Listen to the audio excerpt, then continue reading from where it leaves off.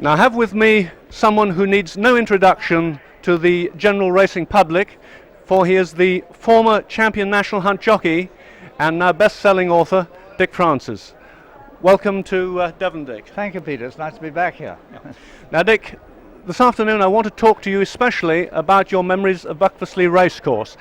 Can you tell me when was the first occasion that you actually came to Buckfastleigh? I think it was 1948, and I was an amateur jockey, I think, at that time, and secretary to George Owen, the trainer up in Cheshire, and I drove 3 horses down, and we stabled them at Buckfastleigh, and I rode them every day, and then we took them up to Devon and Exeter afterwards, and Mary came down in the box with me and my wife, and we had a terrific time, and the Coltons were always very good to us. We'd go in for a cup of coffee or something like that in the morning. Yeah. Now that was quite a trip actually, down from Cheshire, wasn't it? I mean, Yeah. how long would that have taken you, for goodness sake? Oh, it was before the motorways were made, and it took about 8 hours altogether, I think. 8 hours down, and then the day after the last meeting we drove back again, another 8 hours. Now I think there was rather a unique occasion in your racing career that occurred at Buckfastleigh, wasn't there?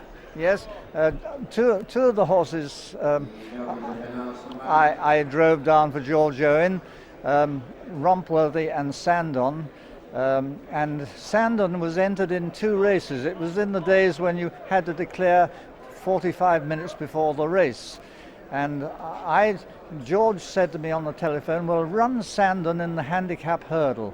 He said, don't worry about the selling hurdle, the first race. He said, run him in that. And I declared him for that. And just before the declaration closed for the first race, I heard through the grapevine that nothing had been declared for the first race.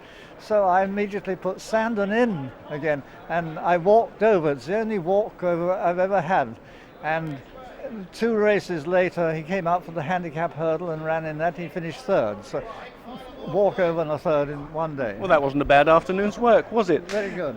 Well, moving on from George Owen, of course, you then turned professional, and you were engaged as first jockey to Peter Caslett, and again you kept on coming back to Buckfastleigh with the Caslett horses. Yes, that's true. But between George Owen's time and Peter Caslett's, I was riding for Lord Bister. I rode a lot, and he didn't send horses down here, but I always used to come down. We used to make it our holiday, and the boys were small and almost not born, and we brought them down. Yeah. And then in 1953, I started riding for Peter Caslett, first jockey for him, and he used to come down here every year. He'd bring a whole string of horses down and stable them at Dean Court at Buckfastleigh.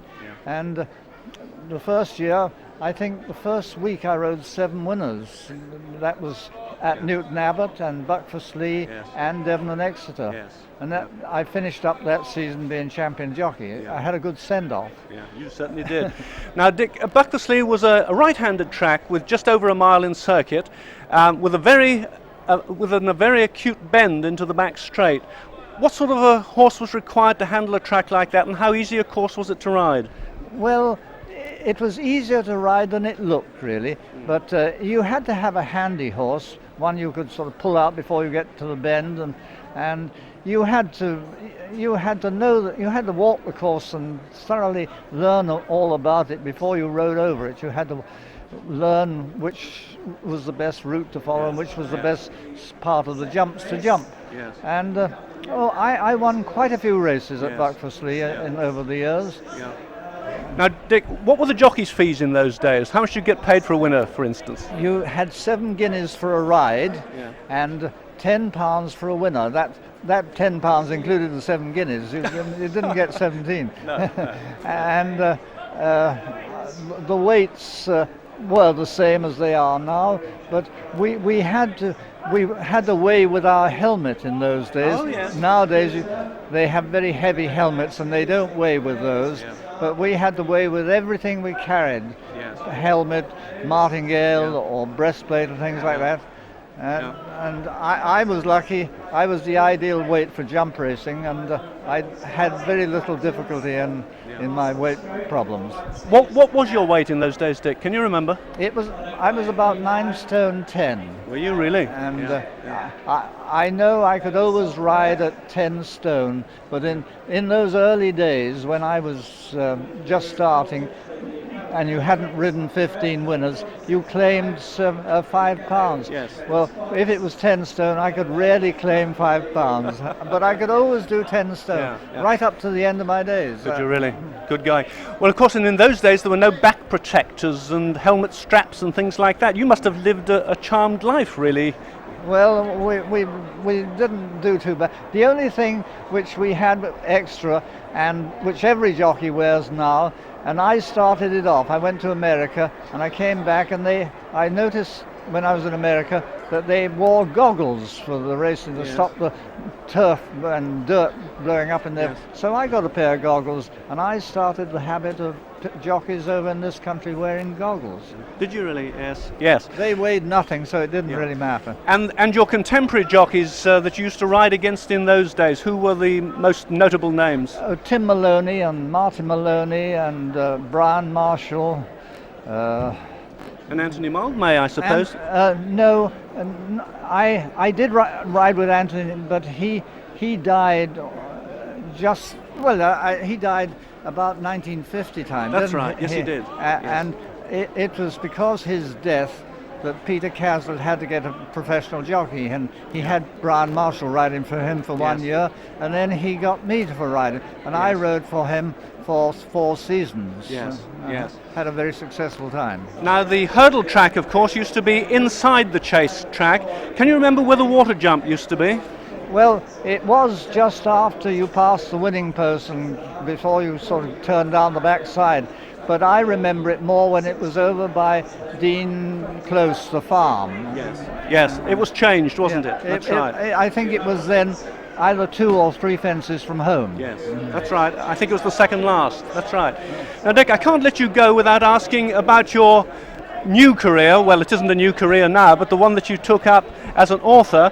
I believe there's a new book coming out again this year in 1998. Yes, it's a different book to usual. I'm bringing out a book of short stories. It's called Field of 13 short stories, and it will be out in September, early September. And what number is this? How many have you written altogether now? This will be number 39. I've written 37 novels and my own autobiography. Oh, it will be 40. I forgot about the Lester Piggott book. That's biography. Right. Yes, I've read that one.